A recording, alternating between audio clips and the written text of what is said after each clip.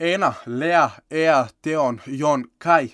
Нетипични имиња за македонскиот простор, ама се повеќе се среќаваат. Многу нови родители, трудејќи се да бидат во тренд со модерните текови, даваат имиња на нивните бебиња кои може да се слушнат во странство, ама не и дома. Глобализацијата и брзиот пристап до светските влијанија се повеќе ги потиснува традиционалните македонски имиња. Странските имиња во нашата средина од секогаш биле присутни. Сега имаме некоја поголема употреба на странски имиња во однос на тие традиционални имиња.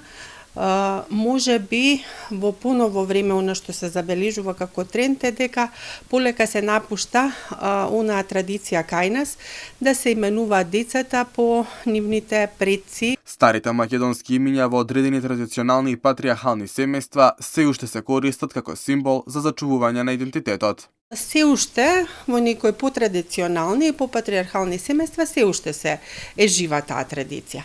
Инаку во однос на употреба, во однос на именувањето, на крштавањето деца кај нас, мислам дека и натаму најчести имиња се кај машките се Александар и имињата по четворицата евангелисти од Новиот Завет, значи Матеј, Марко, Лука, Јован и кај женските убедливо се уште води името Марија.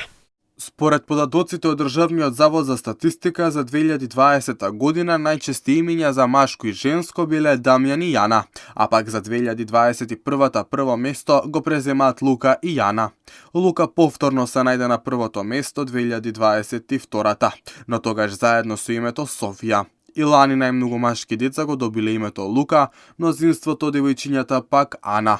Во однос на изборот на личното име, нашиот закон е во голема мера либерален, да речеме не е така како што е во некои други европски земји, да речеме Русија има еден список на имиња по кои што се крштеваат децата, кај нас постојано се обновува.